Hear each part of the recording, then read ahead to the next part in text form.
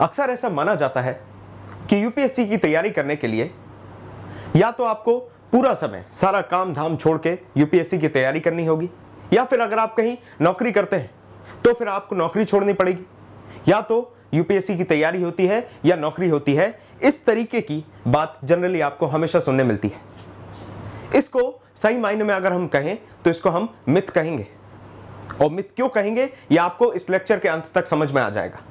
स्वागत करता हूं ओनली आईएएस के एक और नए सेशन में, जिसमें हम एक बहुत बड़े मिथ को क्रैक करने वाले हैं। एक मिसअंडरस्टैंडिंग, एक मिसनॉमर, मिस अप्रोच को हम यहां पर क्लियर करेंगे। हम यहां पर एक स्ट्रैटेजी लेके आए हैं जहां पर पर्टिकुलरली हम बात करने वाले हैं वर्किंग प्रोफेशनल्स के बारे में।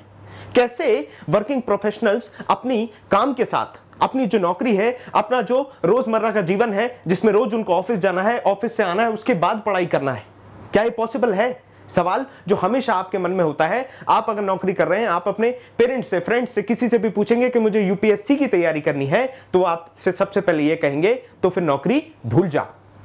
यहां पर हम इसी चीज के बारे में बात करने वाले हैं। 2022 यूपीएससी अगर आपका सपना है तो एक बात स्पष्ट कर लें, अगर आप नौकरी पेशा हैं तो भी आप यूपीएससी अपना क्रैक कर सकते हैं।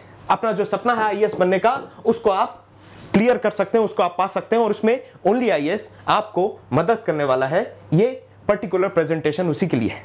ये वीडियो में सबसे पहले मैं आपको बता दूं कि आखिर आपके लक्ष्य में 2022 में आपको किस तरीके से पल पल पर चीजें होने वाली हैं। शुरुआती दौर में जून से जुलाई के बीच में आपका प्रीलिम्स हो जाने वाला है 2022 का, और यहां से आप शुरू करेंगे। 2022 में आपका प्रीलिम्स, 2022 अक्टूबर में आप देखेंगे, अक्टूबर सितंबर के बीच में आपका मेंस का एग्जाम हो जाएगा, जो मुख्य परीक्षा है वो हो जाएगी। उसके बाद फाइनली इंटरव्यू, और अप्रैल 2023 तक आप आईएएस होंगे। ये हमारा स्ट्रैटेजी है, ये हमारा सिस्टम। ये हमने पहले फिक्स कर लिया कि जाना कहां है। मंजिल जब तक नहीं पता तो रास्ता कहां से ढूंढेंगे। हमने अपनी मंजिल तय कर ली है कि 2023 आते आते तक आपको आईएएस बन जाना है, बीइंग अ वर्किंग प्रोफेशनल। यहां पर हम बात करने वाले हैं कि अब ये करें तो करें कैसे। यहां पर सीधा जवाब आपके सामने लिखा है। आपको जरूरत है सिर्फ एक प्रॉपर प्लान और एक प्रॉपर शेड्यूल की, क्योंकि आपने अपनी मंजिल तय कर ली है कि मुझे आईएएस बनना है। वर्किंग प्रोफेशनल होने के बाद अपनी माली हालत को देखते हुए, अपने आप को फाइनेंशियली इंडिपेंडेंट रख के भी आपको तैयारी करनी है और आपको अपना लक्ष्य पाना है। सबसे पहले रास्ता तय हो गया। अब रास्ते पे चलना कैसे इसकी बात करें हम, मंजिल तक पहुंचना कैसे इसकी बात करें हम। 30 घंटे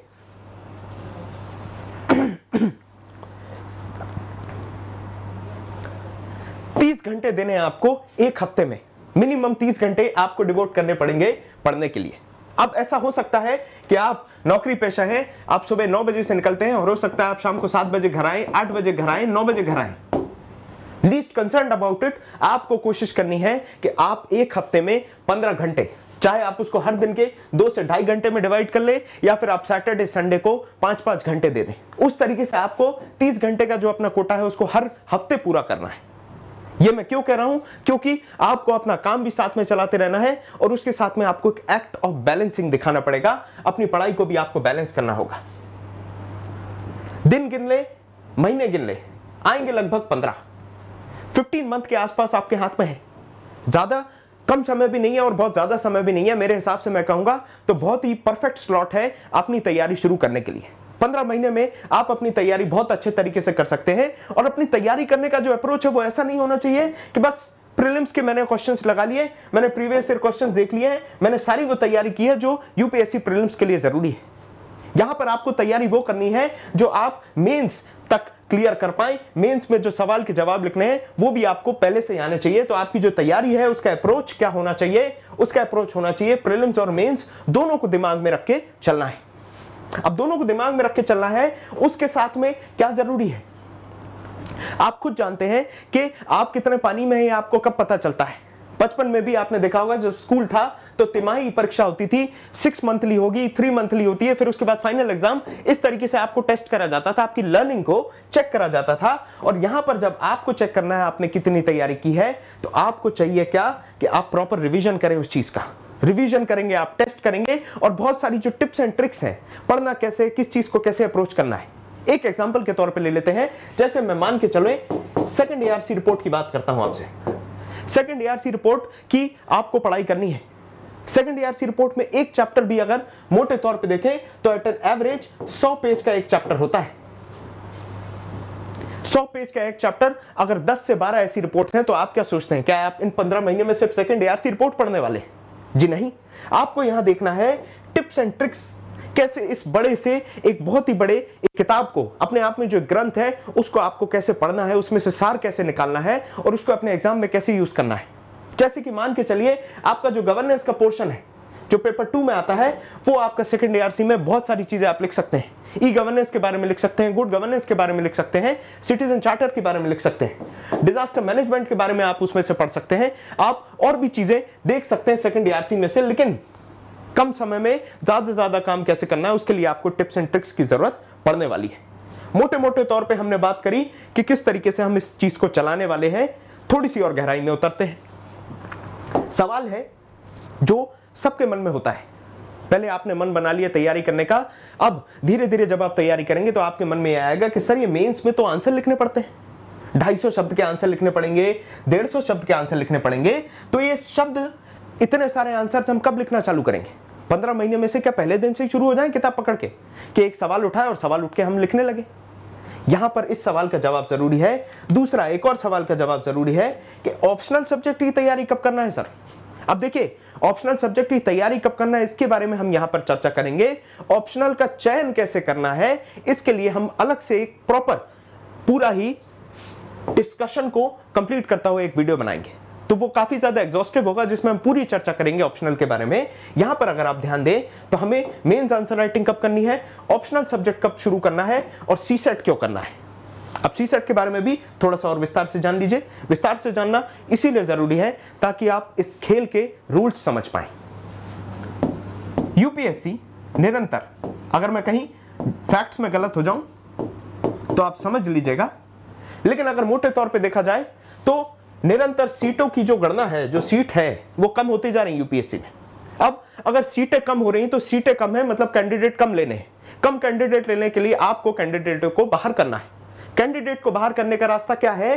कैंडिडेट को बाहर करने का रास्ता है कि आप जो पेपर 1 होता है प्रीलिम्स का, उसको कठिन कर दें, जीएस पेपर जो होता है आपका।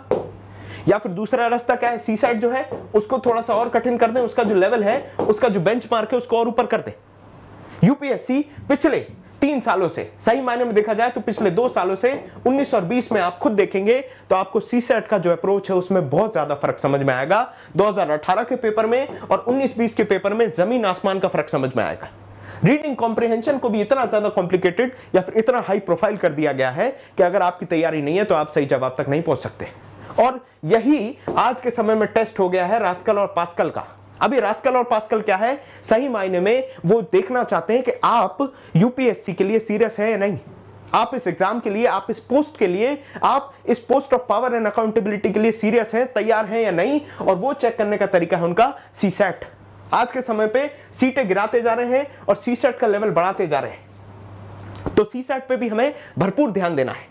ये कुछ ऐसी चीजें हैं जो आपको बना सकती हैं तो ये आपको बर्बाद भी कर सकती हैं अगर आपकी मेंस आंसर राइटिंग अच्छी नहीं है, अगर आपका ऑप्शनल सब्जेक्ट तैयार नहीं है या फिर आपका सीसेट कमजोर है।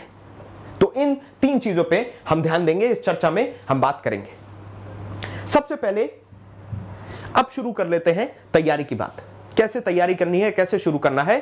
और ये पूरी बात मैं किसके लिए कर रहा हूं? उस आदमी के लिए, उस एस्पिरेंट के लिए जो कि वर्किंग प्रोफेशनल है, जो रोज नौकरी पे जा रहा है, उसके बाद वो अपना सपना कैसे पूरा कर सकता है उसकी बात करेंगे। सबसे पहले हम बात करेंगे आपका जो टाइम है उसको आपको डिवाइड करना है। अब आप उसको कैसे डिवाइड करते हैं ये आपकी प्रॉब्लम है। ये 9 से 6 की नौकरी के बाद आप कैसे अपनी जिंदगी को चलाते हैं और भविष्य आप कैसे निश्चित करते हैं ये आपके ऊपर है। सबसे पहले आप अपना टाइम को डिवाइड करें। शुरू में सबसे पहले हिंदू न्यूज़पेपर मैं इसीलिए कह रहा हूं क्योंकि कुछ लोग कहेंगे इंडियन एक्सप्रेस पढ़ लीजिए, मेरे हिसाब से आप हिंदू पढ़े। हिंदू पढ़ने से क्या होगा, सवाल आते हैं मेंस में क्रिटिकली एनालाइज। आप देखिए पुराने पेपर्स उठा के क्रिटिकली एनालाइज, एलैबोरेट। अब इन चीजों में आपको क्रिटिकली एनालाइज करने के लिए क्रिटिसिज्म तो चाहिए, जो आपको भर भर के आपको हिंदू न्यूज़पेपर में मिलता है। सबसे महत्वपूर्ण है पेपर को पढ़ना ना छोड़े, पेपर को पढ़े। अब पेपर को पढ़ने का मतलब ये नहीं है कि पहले पेज से अंत के पेज तक आपने पूरी खबरें रट ली। आपके लिए कौन सी खबर इंपॉर्टेंट है वो जब हम only IAS daily editorial analysis करते हैं तब आपको बता देते हैं कि ये खबरें इंपॉर्टेंट है। हम उसको आपके साथ डिस्कस भी करते हैं और आप अगर उन्हीं खबरों को न्यूज़पेपर में, हिंदू न्यूज़पेपर में पढ़ देंगे तो पहली बहुत बड़ी चीज होने वाली है वो मैं आपको बता देता हूं। सबसे पहली चीज जो फायदा होगा न्यूज़पेपर पढ़ने का वो ये होगा कि आपको अंग्रेजी में सेंटेंस फॉर्मेशन में इश्यूज नहीं आएंगे, पहली चीज। दूसरी चीज, आपने अगर ग्रामेटिकल चीजें देख ली उसमें कि ग्रामर कैसे लिखी गई है, जैसे कॉमा कहां लगा है, फुल स्टॉप कहां लगा है, तो आपको आसानी होगी। तीसरी चीज, आप उसको एनालाइज करेंगे एडिटोरियल को तो आपको ऐसे कैसे लिखना है उसके बारे में भी पता चल जाएगा बहुत अच्छे से, क्योंकि ऐसे में कहीं पर भी आपको डायग्राम्स, कहीं पर भी बॉक्सेस, ऐसी चीजें नहीं बनानी और एडिटोरियल में आप देखेंगे तो आपको प्योर ऐसे कैसे लिखा जाता है वो समझ में आ जाएगा। शुरू कैसे किया उन्होंने, बीच में बॉडी में क्या लिखा है और बाद में कंक्लूड किस तरीके से किया, ये सारा आइडिया आपको मिल जाने वाला है। मतलब मेंस का बहुत ही इंपॉर्टेंट जो एक चीज है, जो एक पेपर है ऐसे, उसकी तैयारी आपकी रोज होती जाएगी, निरंतर होती जाएगी अगर आप न्यूज़पेपर पढ़ रहे हैं तो। और न्यूज़पेपर अगर आप पढ़ रहे हैं ऐसे ग्रामेटिकल इश्यूज सॉल्व होंगे तो आपका मेंस में silly mistakes, commas, full stops या फिर गलत स्पेलिंग्स की वजह से मार्क्स नहीं कटेंगे। यह भी एक परफेक्शन की तरफ दूसरा लेवल है, इसीलिए न्यूज़पेपर पढ़ना जरूरी है। इंग्लिश में आपके सेंटेंस फॉर्मेशन हो जाएगा तो आपको वे ऑफ एक्सप्रेशन में दिक्कत नहीं होगी। मेंस में दिक्कत यही आती है कि आप जानते तो हैं लेकिन आप उसको एक्सप्रेस नहीं कर पाते, ये चीज यहां पर सॉल्व हो जाएगी। तो हिंदू न्यूज़पेपर पढ़ लें। हिंदू न्यूज़पेपर पढ़ने के साथ आपको क्या करना है, डेली एडिटोरियल एनालिसिस देखें, क्योंकि हम अंग्रेज नहीं है। हम अगर अंग्रेज नहीं है और अंग्रेजी की कोई चीज है जो पेचीदा है वो अगर हमें समझनी है और अगर हमें समझा दी जाए तो हमें ज्यादा अच्छे से समझ में आ जाती है, वो हम यहां पर हर दिन करते हैं, ये आपको पता है। शाम को प्रिलिम बूस्टर से फॉलो कर लें आप पीआईबी, जो भी पीआईबी है, पीआईबी में जो भी न्यूज होती है, जो भी घटना घटती है, गवर्नमेंट स्कीम है या कोई भी चर्चा है नेशनल या इंटरनेशनल लेवल की, उसके लिए आप प्रीलिम बूस्टर को फॉलो करें। ये दो चीजें अगर आप कर लें उसके बाद आपको इंपॉर्टेंट चीजों का, न्यूज़पेपर से जो इंपॉर्टेंट चीजें हैं उनका नोट्स बनाना है। ये आपको हर दिन करना है, इसीलिए जो भी मैं बात बता रहा हूं उसको बहुत गहराई से सुने। नोट मेकिंग आपको करनी है। और चौथा जो आपको करना है कि हर मंथ जब आप जो नोट्स बना रहे हैं, न्यूज़पेपर के नोट्स बनाए आपने, पीआईबी के जो आपने नोट्स बनाए, जो हमारे प्रीलिम बूस्टर से आपने नोट्स बनाए, उनको आपको रिवाइज करना है। और साथ में हमारा जो मंथली कंपाइलेशन आता है, मंथली कंपाइलेशन जो आता है उसको भी आपको फॉलो करना है। मंथली कंपाइलेशन को आप फॉलो करेंगे तो आपकी ये दिक्कत भी खत्म हो जाएगी। धीरे धीरे बूंद बूंद से आप घड़ा भर देंगे और तैयारी में यही तो जरूरी है। अब ये बात हो गई रोज की सही मायने में बात, मतलब आपको किस तरीके से खबरों को जानना है, किस तरीके से अपना एक बेसिक बिल्ड करना है, एक इनसाइट डेवलप करनी है खबरों के लिए। इसके बाद हम बात करेंगे कि शुरू के 3 महीने में क्या करने वाले हैं। अब मैंने आपको शुरू में बताया 15 महीने हमारे पास। अब 15 महीने में से हमें शुरू के 3 महीने क्या करना है। किसी भी बड़ी बिल्डिंग के लिए क्या चाहिए, मैं हमेशा अपने एनसीईआरटी लेक्चर्स में भी इसी चीज की चर्चा करता हूं, बुनियाद बहुत जरूरी है। बुनियाद के ऊपर आप बड़ी बड़ी बिल्डिंग्स बनाते हैं, अगर बुनियाद नहीं है तो बिल्डिंग्स नहीं बन सकती, लंबे पिलर्स नहीं बन सकते। आपको चाहे एम्पायर स्टेट बिल्डिंग बनानी हो या वर्ल्ड ट्रेड सेंटर, आपको बेस बहुत ही मजबूत चाहिए। और बेस के लिए क्या है, हमारी यूपीएससी के बेस के लिए है एनसीईआरटी। एनसीईआरटी हमारे बेस मजबूत करने के लिए है। और एनसीईआरटी में भाई साहब कोई रास्ता नहीं है, आपको एनसीईआरटी रटनी पड़ेगी। इसमें आप सोचें कोई ट्रिक है, कोई गाना बना के सीख जाएंगे, कोई न्यूमेरिक्स बना के सीख जाएंगे, ऐसा कुछ नहीं होने वाला है। एनसीईआरटी आपको पूरी तरीके से रटनी है। एनसीईआरटी में सबसे पहले हिस्ट्री 6th से 12th निश्चिंत होके हमने एनसीईआरटी लेक्चर्स बनाए हैं, इसके बारे में मैं चर्चा करूंगा आगे। 6वीं से 12वीं तक के आपको एनसीईआरटी हिस्ट्री पूरी रट लेनी है। आपको जो भी सवाल आए इसमें से उठ के, और क्योंकि सीधे सीधे सवाल आते हैं हिस्ट्री में, 2018 का पेपर देखें, 19 का देखें, 20 का देखें, आप जितना पीछे जाएंगे उतना पीछे आपको समझ में आएगा कि हिस्ट्री में एनसीईआरटी से सीधा सवाल पूछा गया है। और अगर आपको इस चीज पे कहीं पर भी संदेह है तो प्रीवियस ईयर क्वेश्चंस उठा के देख लें, लेकिन एनसीईआरटी पढ़ने के बाद। उसके बाद ज्योग्राफी भी आपको 6वीं से 12वीं करनी है। ये चीजें धीरे धीरे आपको इनकलकेट करते चलने अपने रूटीन में। कैसे आप किताब कंप्लीट करते हैं, 3 महीने के अंदर ये किताबें पूरी होनी चाहिए। साथ में पॉलिटी में 11वीं और 12वीं की किताब पढ़नी है। आपको पढ़ना है कॉन्स्टिट्यूशन एट वर्क, साथ में आपको पॉलिटिकल थ्योरी की जानकारी होनी चाहिए। इससे क्या हो गया बताइए, इससे आप कहीं ना कहीं अपने बेसिक्स पे तैयार हो गए, आपकी जो नींव थी वो तैयार हो गई। हम पहले ही अगर आपसे कह दें कि बड़ी बड़ी 4 किताबें का नाम बता दिया, लक्ष्मीकांत पढ़ लो, जेसी लियोन पढ़ लो, इस तरीके से क्या होने वाला है, जो आपका बेसिक्स है, जो आपका बेसिक कॉन्सेप्ट है, वो बिल्ड होना ही नहीं वाला। जब तक बेस नहीं बना तो ये बड़ी बड़ी सुंदर इमारतें कैसे बन जाएंगी। सबसे पहले मैंने जैसे आपको बताया 6वीं से 12वीं तक आपने क्या पढ़ दिया है, 6वीं से 12वीं तक आपने पढ़ दिया एनसीईआरटी को, जिसमें एंशिएंट, मिडिवियल, मॉडर्न तीनों कंप्लीट हो गई हैं। फिर आप शुरू करेंगे मॉडर्न की एक किताब जिसका नाम है स्पेक्ट्रम। इस मॉडर्न की इस किताब को आप पढ़ेंगे स्पेक्ट्रम को, फिर आप पोस्ट इंडिपेंडेंस पे आएंगे। पोस्ट इंडिपेंडेंस के लिए ज्यादा मेहनत नहीं करनी, बहुत बड़ी किताबें हैं, आप अगर पढ़ने पे आएंगे तो आप परेशान हो जाएंगे कि पोस्ट इंडिपेंडेंस में भी इतना सारा है। उसके लिए सबसे सही तरीका क्या है, आप हमारे नोट्स को फॉलो करें पोस्ट इंडिपेंडेंस के लिए। और उसके साथ में समय मिले तो जब आप मेट्रो में ट्रैवल कर रहे होंगे, जब आप बस में बैठे होंगे, जब आप कम्यूट कर रहे हैं अपने ऑफिस के लिए, जब जा रहे हैं आ रहे हैं, उस वक्त में आप एक छोटी सी वेब सीरीज है, आप उसको देख लीजिए जिसका नाम है प्रधानमंत्री। इस वेब सीरीज को देखने से आपको डेट्स का आइडिया हो जाएगा, और अगर डेट्स थोड़ी सी क्लियर हो जाती हैं तो हिस्ट्री को आप एब्जॉर्ब कर पाते हैं। अब ये काम आपका है, आप इसको किस तरीके से कंप्लीट करते हैं। थोड़ा सा ये आपकी तैयारी में मसाला भी डाल देगा। ज्योग्राफी की बात करें तो ज्योग्राफी में एक किताब है, पतली किताब है, इसको आप जल्दी कंप्लीट कर सकते हैं, और ये जो किताब है इसका नाम है जेसी लियोन। ये कंप्लीट करनी है आपको, और पॉलिटी में आपको लक्ष्मीकांत पढ़नी है। अब लक्ष्मीकांत, खाली लक्ष्मीकांत पढ़ने से फर्क नहीं पड़ेगा, उसके साथ में आपको बहुत ही ज्यादा ऑर्गेनिक स्टडी करनी है। कौन सा पर्टिकुलर केस है जिसको उठा के कोई नई चीज लाई गई थी। जैसे बेसिक स्ट्रक्चर की बात करें तो वो कब आया, क्यों आया, केशवानंद भारती केस 1973 की वजह से आया, तो उसमें क्या चीजें थी। चाहे गोलकनाथ केस की बात करें, मिनर्वा मिल्स के केस की बात करें, या फिर आप दुनिया भर के इतने सारे केसेस हैं जिनने बहुत बड़े बड़े जजमेंट्स दिए हैं और जिससे पॉलिटी में चेंज आया है। चाहे आप उसमें सबरीमाला का केस ले लें, क्योंकि जो भी करंट केसेस हैं या फिर पुराने केसेस जो बहुत इंपॉर्टेंट होते हैं, उससे आपको प्रीलिम्स या मेंस में सवाल आने की संभावना है। राइट टू प्राइवेसी का केस था, जब राइट टू प्राइवेसी की बात आई थी, पुट्टास्वामी केस 2017 वाला, उसके बाद आप देखेंगे 2019 में उससे संबंधित सवाल पूछ लिया गया कि आर्टिकल 21 के बारे में और ज्यादा विस्तार में आपसे सवाल पूछे गए, प्रीलिम्स में सीधा सवाल आया था। इसके लिए जरूरी क्या है कि जरूरी आर्टिकल्स को याद रखना है, आर्टिकल से सीधे सवाल आते हैं, जरूरी केसेस को याद रखना है, शेड्यूल्स को याद रखना है, सारी चीजों को विस्तार से पढ़ना है। हर जगह ऑर्गेनिक अप्रोच लगाएंगे तो ज्यादा फायदा होगा। इसके बाद एक और सब्जेक्ट है एनवायरमेंट। एनवायरमेंट की आप चिंता ना करें, एनवायरमेंट के लिए सीधा सीधा आपको हमारे नोट्स उठाने हैं, और नोट्स उठा के आपको एनवायरमेंट पूरा पढ़ देना है। इसमें पूरा काम रटने का है। इसमें अगर आप सोचते हैं कि आप अपना दिमाग लगा लेंगे तो दिमाग लगाने की जरूरत यहां नहीं है। दिमाग आपको लगाना है कि किस तरीके से, कितने इफेक्टिव तरीके से आप इसको रिटेन कर पाते हैं। इस चीज में आपका पूरा अटेंशन होना चाहिए। कीवर्ड्स याद होने चाहिए, यूट्रिफिकेशन क्या होता है, या फिर आप देखें बीओडी क्या है, सीओडी क्या है, इस तरीके के सवाल सीधे सीधे पूछ लिए जाते हैं। तो ये कहां से आ रहे हैं, ये यहीं से आ रहे हैं, इस नोट से आ रहे हैं, इसकी जानकारी रखिए। इसके बाद आगे बात करें आर्ट एंड कल्चर के लिए, तो आर्ट एंड कल्चर के लिए भी सीधा सीधा बहुत ही ज्यादा बारीकी से ऑब्जर्व करके हमने नोट्स तैयार किए हैं।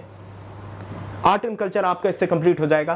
कौन सा मंदिर बना, कौन सा स्तूप बना, कब बना, किसने बनाया, अजंता एलोरा की गुफाएं देख लें, एलिफेंटा केव्स की बात कर लें, बादामी के आप मंदिर देख लीजिए, हर चीज की चर्चा हमारे नोट्स में करी गई है। बारीकी से आपको पूरी जानकारी प्राप्त हो जाएगी। अशोका के कहां पर मेजर एडिक्ट्स हैं उनकी चर्चा कर लेंगे, स्तूप बनाए किसने बनाए, कितने बनाए, क्या डिजाइन थी, क्या डिफरेंस था, मथुरा आर्ट क्या है, सारनाथ आर्ट क्या है, ये सारी चीजें यहां पर हमने डिस्कस की हैं आर्ट एंड कल्चर में। आगे बढ़ेंगे, हम बात करेंगे यहां पर इकोनॉमिक्स की, और इकोनॉमिक्स के लिए भी जरूरी है कि आप हमारे नोट्स को सब्सक्राइब करें, नोट्स को आप पढ़ें। इससे जो सीधे सीधे सवाल आते हैं, MCLR क्या है ये आपको पता हो, बैंक रेट क्या है ये आपको पता हो, दुनिया भर की सारी चीजें जो हैं उन सबको डिस्कस किया गया है। और वर्ल्ड हिस्ट्री में भी सीधा सीधा आपको हमारे नोट्स पढ़ने हैं। दिमाग को सिलेक्टिव कर दें आप कि तुम्हारे पास इतना काम है, दिमाग को आप कन्फाइन कर दें कि इतने में आपको ये पूरा जो है इस पूरे बॉक्स को भर देना है। तो दिमाग के साथ प्रॉब्लम यह है कि वो यहां वहां बाहर नहीं भागेगा। आप अगर 10 वीडियो देखें, 50 किताबों के बारे में सोचें तो आपका भला नहीं होने वाला है, क्योंकि आपका दिमाग जो है वो फोकस्ड नहीं है। बिल्कुल अपने आप को वैसा समझे जैसे ब्लाइंडर्स लगा दिए जाते हैं घोड़े को ताकि उसको सिर्फ सामने का दिखे, वैसा आप अपने आंखों के सामने, अपने दिमाग के सामने ब्लाइंडर लगाएं और आप पूरे विश्वास के साथ हमारे नोट्स को फॉलो करें, ताकि आपको यह सिलेक्ट ना करना पड़े कि कहां से क्या पढ़ना है। वो काम हमने आपके लिए करके दे दिया है। आपको क्या पढ़ना है वो मैंने आपको बता दिया, आपको बस उठा के पढ़ना शुरू करना है। सोसाइटी की बात करें, जो बहुत ही इंपॉर्टेंट फीचर बनता है, पेपर 2 में बहुत सारे सवाल आते हैं, सोशल जस्टिस से जो सवाल आते हैं उसमें कहीं ना कहीं आप हमारे नोट्स को इंटरनेशनल रिलेशन में, इंटरनेशनल रिलेशन जो कि आपको कैसे पढ़ना पड़ेगा। अब इंटरनेशनल रिलेशन में बड़ा गजब का एक हिसाब किताब समझते हैं। 1979, ठीक है, क्या है ये 1979 ऐसी डेट है जिसने रशिया और अफगानिस्तान और यूएसए तीनों को कहीं ना कहीं ऐसी सिचुएशन में लाके खड़ा कर दिया था जिसने Afghanistan is the grave of the empires, जो एक कहावत है, उसको फिर से सच कर दिया। आज यही रूट बनी जिसकी वजह से जो अफगान प्रॉब्लम है उसको सॉल्व अभी तक नहीं कर पाए। कितने प्रेसिडेंट्स आए और गए, उसके बाद भी आज अफगानिस्तान में यूएस मिलिट्री है। यूएस अफगानिस्तान में शांति, डेमोक्रेसी लाने की कोशिश कर रहा है, लेकिन नहीं ला पा रहे हैं इन लोगों की वजह से। यह आपको पता होना चाहिए। 1932 एस्टैब्लिशमेंट ऑफ, ये जो आपकी पूरा अरेबिया बना, इसके बारे में चर्चा होती है। या फिर कोई भी बड़ी डेट आप ले लें, तो जब आप इंटरनेशनल रिलेशंस को समझ के चलते हैं उसके लिए आपको वर्ल्ड हिस्ट्री पता होना चाहिए। 1967 7 डेज वॉर इजराइल के साथ जो हुई थी अरब कंट्रीज की, उससे समझ में आता है कि अरब कंट्रीज और इजराइल की नहीं बनती। उससे आपको एक और बात समझ में आएगी कि आज अगर इजराइल और यूएई अगर कोई ट्रीटी साइन कर रहा है तो उससे इंटरनेशनल रिलेशंस पे क्या फर्क पड़ने वाला है। और इसके लिए इंटरनेशनल रिलेशन जब आप पढ़ें तो आपको वर्ल्ड हिस्ट्री को अपने दिमाग में, अपने जहन में रख के अपनी तैयारी करनी है। वर्ल्ड हिस्ट्री को अगर आप अपनी समझ में, अपनी सोच में नहीं रखेंगे तो आपको दिक्कत होने वाली है। वर्ल्ड हिस्ट्री आपके सीन में होनी चाहिए जब आप इंटरनेशनल रिलेशन पढ़ें। बाद में आ गया पेपर 4। पेपर 4 में आपको सीधा सीधा एथिक्स के लिए लेक्सिकन किताब को लेना है और लेक्सिकन किताब को पढ़ लेना है। इसके साथ में हम और भी एडिटिव मटेरियल्स निकालते हैं जिसमें हम पर्टिकुलरली बात करेंगे कुछ कीवर्ड्स की, की टर्म्स की, और केस स्टडीज भी हम अपने इस चैनल पे डिस्कस करते हैं। तो यहां तक बात हो गई अब रेफरेंस बुक्स की। पहले मैंने आपको एनसीईआरटी के बारे में बता दिया और एनसीईआरटी के बाद मैंने आपको बता दिया कि इंपॉर्टेंट जो आपको रेफरेंस बुक्स पढ़नी है। यहां पर क्या बात हुई थी, रेफरेंस बुक्स, एनसीईआरटी। अब आई बात ऑप्शनल की। मेंस के लिए तैयारी की किताबों का काम हमने कर दिया। बात करें अगर हम ऑप्शनल की, तो ऑप्शनल का चयन मान लेता हूं मैं कि आपने कर लिया है, और अगर आपने नहीं किया है, आप करने वाले हैं, तो हम इसके ऊपर लेक्चर लेके आने वाले हैं, आप उसमें देख लीजिएगा। आपको 5 महीने देने हैं बिल्कुल अपने मेंस की तैयारी के लिए। अब इसमें फ्लेक्सिबिलिटी आपके हिसाब से होगी, आप 5 महीने में किस समय किस तरीके से पढ़ने वाले हैं वो सब मैं आप पे छोड़ता हूं। मैं सोचता हूं कि आप इतने समझदार हैं, आप उसको डिवाइड कर पाएंगे फ्लेक्सिबली। मैं आपको बस ये बताना चाह रहा हूं कि पहले 2 महीने आप पूरा ऑप्शनल 2 महीने में कंप्लीट कर देंगे। ये 5 महीने जो है वो किस तरीके से है, वो ये है कि 2 महीने में आप फर्स्ट रीडिंग लगा देंगे, दूसरे महीने में आप सेकंड रीडिंग लगाएंगे और साथ में आप प्रीवियस ईयर क्वेश्चंस देखेंगे और इसके साथ में आप आंसर राइटिंग पे जोर डालना शुरू कर देंगे। तीसरे में आपको सिर्फ रिवीजन करना है और इसके साथ आपको करना है आंसर राइटिंग। इस तरीके से आपका ये 5 महीने का समय डिवाइड होगा। 2 महीने में पूरा ऑप्शनल कंप्लीट करना है, फिर उसके बाद सेकंड रीडिंग उसकी लगेगी बाकी के 2 महीने में, जिसमें आप प्रीवियस ईयर क्वेश्चंस किस तरीके से सवाल पूछे गए हैं इस पे ध्यान देंगे। इसके साथ में आप क्या करेंगे, इसके साथ में आप राइटिंग शुरू करेंगे आंसर्स की।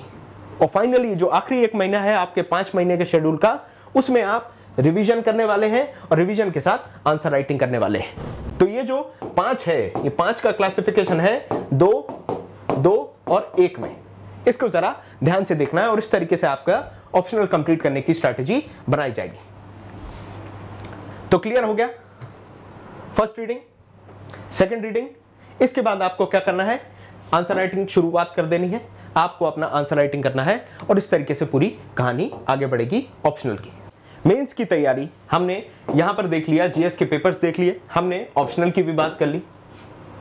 जब तक आप ये कंप्लीट करेंगे तो हमारे 15 महीने से यहां पर सीधे हम फरवरी से जून के समय में आ जाएंगे। लगभग 5 महीने हमारे पास बचने वाले हैं और यहां पर हम क्या करेंगे, हमें अपना फोकस जो है उसको शिफ्ट करने की जरूरत पड़ेगी। हमारा जो फोकस है, अब पहले क्या हो रहा था, पहले नया ज्ञान पा रहे थे, एनसीईआरटी पढ़ रहे हैं, दुनिया भर की रेफरेंस की किताबें पढ़ते हैं, ओनली आईज के नोट्स पढ़ते हैं, एडिटोरियल एनालिसिस देख रहे हैं, हर चीज कर रहे हैं। और अब यहां पर एक चीज चेंज हो जाएगी, वो है अब हम ज्यादा रिविजन करेंगे, ज्यादा रिवीजन करने वाले हैं और इसके साथ में हमें मॉक टेस्ट भी लगाने हैं। हम डेली मॉक टेस्ट लगाना शुरू कर देंगे।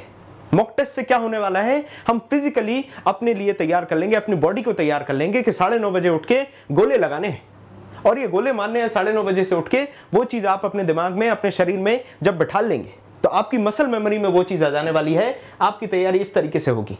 तो हमें टेस्ट सीरीज करनी है और फोकस हमारा जो है वो शिफ्ट हो जाने वाला है। यहां पर आप प्रीलिम्स की टेस्ट सीरीज लगाएंगे और प्रीलिम्स की टेस्ट सीरीज लगाने के साथ में आपको कुछ और नई चीजें देखनी पड़ेंगी। जैसे आपको मालूम है कि बजट और इकोनॉमिक सर्वे फरवरी में आ जाते हैं, ये आपको मालूम है कि दोनों चीजें आपको मिल जाएंगी और दोनों चीजों में से जो ट्रेंड्स होती हैं, अब ये ग्राफ ये इसीलिए बना है, ये जो ट्रेंड्स होती हैं कि मान के चलिए जो कोई भी पर्टिकुलर सिचुएशन, मान के चलिए राइस का जो एक्सपोर्ट है, सिंपल सा एग्जांपल ले लेते हैं, राइस का export has increased gradually through 10 years 15 years, इस तरीके का अगर सवाल पूछ लिया जाए, या फिर इकोनॉमिक ग्रोथ की बात करी जाए, जीडीपी की बात करी जाए, आपसे कहा जाए कि जो जीडीपी है वो ग्रो कर रही है शुरू से, तो आपको पता होना चाहिए कि अगर ऊपर से नीचे तक क्या ट्रेंड रहा है उसका, क्या वो हमेशा ग्रो करती रही, बीच में गिरी या उठी, वो सारी चीजें आपको इकोनॉमिक सर्वे से पता चलेंगी।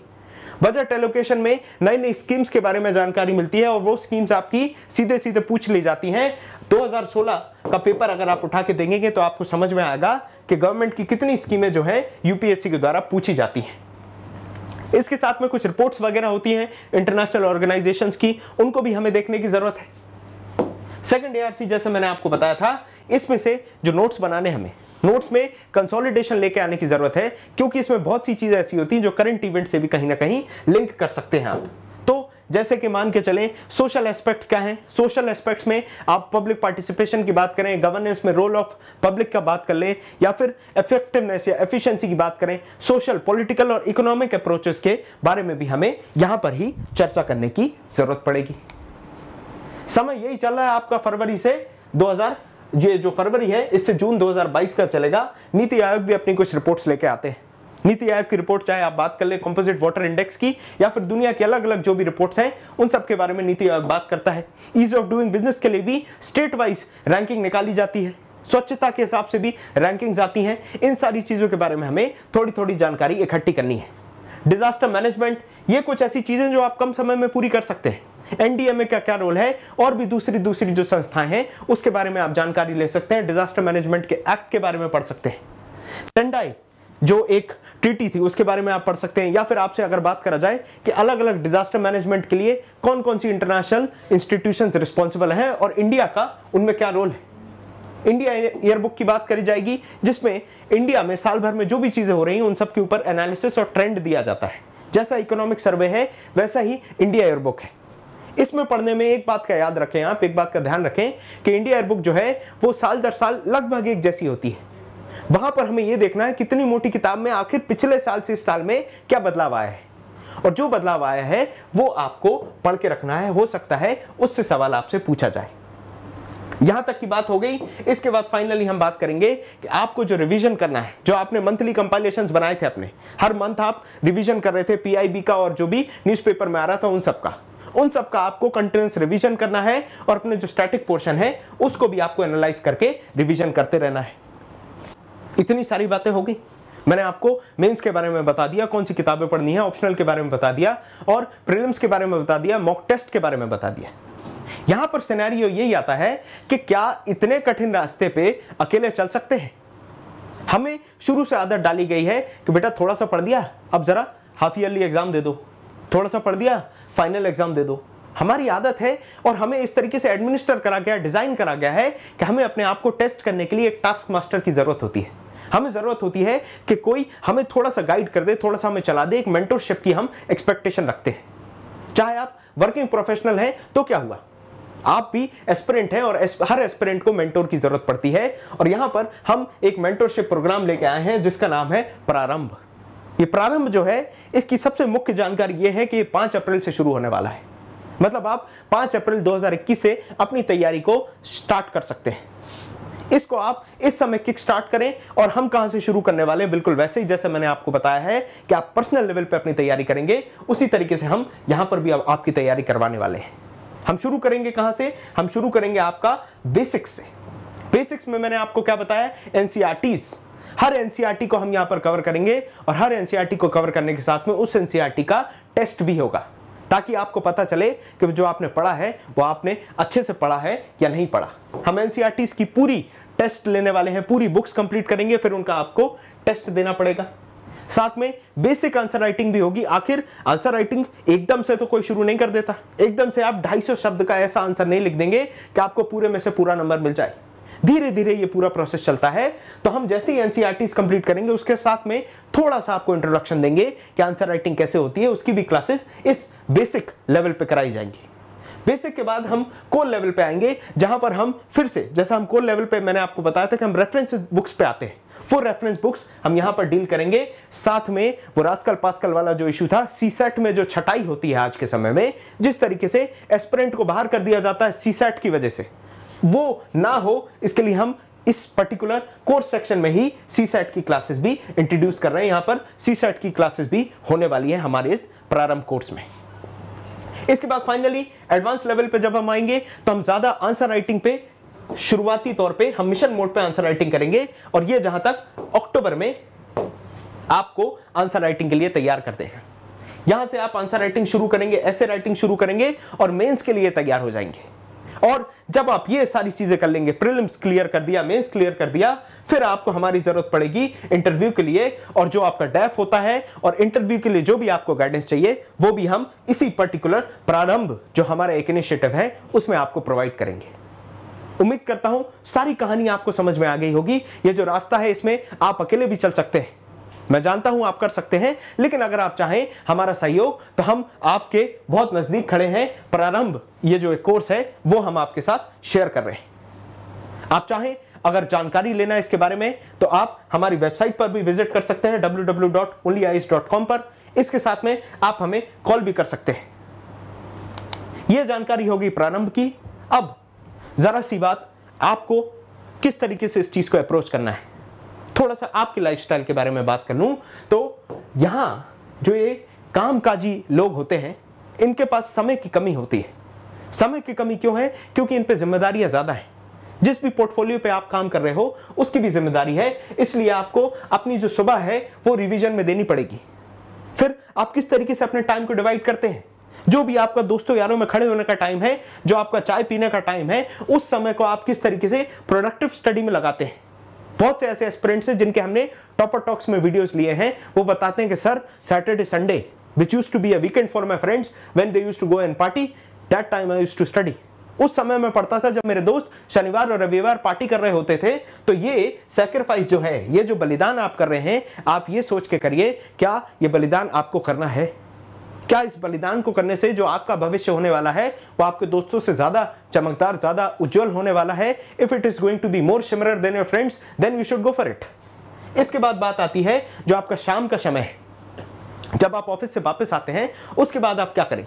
नेटफ्लिक्स एंड चिल ना करें, खा पी के सो ना जाएं। इससे बेटर क्या होगा, आप उस टाइम को भी प्रोडक्टिवली यूज करें। और आपका जो मैंने आप टारगेट बना के दिया है 30 आवर्स, 30 घंटे जो आपसे मुझे चाहिए हर हफ्ते, वो 30 आवर्स का जो टारगेट है वो आप फुलफिल करें एवरी वीक। तो ये हमारी स्ट्रैटेजी रहेगी, ये हमारा प्लान है, और हमने आपको जो हमारा प्रारंभ इनिशिएटिव है उसके बारे में भी बता दिया। स्क्रीन से मैं हट जाता हूं, इस कोट पे गौर फरमाएं। ये कहानी ऐसी है जो आपकी चॉइस पे डिपेंड करती है। दो चॉइसेस हैं, या तो आराम से सो जाओ कंबल ओढ़ के, या फिर जागो और अपने सपनों का पीछा करो ताकि उनको पा पाओ। और यहां पर हमारा जो चर्चा है उसको हम समाप्त करते हैं। Here we sum it up. ये हमारा फोन नंबर, ये हमारी वेबसाइट है। जो भी वर्किंग प्रोफेशनल्स इस चीज को देख रहे हैं, जो एस्पायर करते हैं आईएएस बनना, उनके लिए मैंने पूरा रास्ता साफ कर दिया है, पूरा रास्ता दिखा दिया। हमारा जो प्लान है उसको आपके साथ शेयर कर दिया, और आपके इंडिविजुअल प्लान को भी आपको बता दिया। अब आपका फैसला है, आप अपने सपने पाना चाहते हैं, उसके पीछे दौड़ना चाहते हैं, या फिर आप कंबल ओढ़कर सोना चाहते हैं। तो वीडियो को यहीं पर समाप्त करते हैं। ओनली आईज के साथ बने रहिए। Thank you for watching.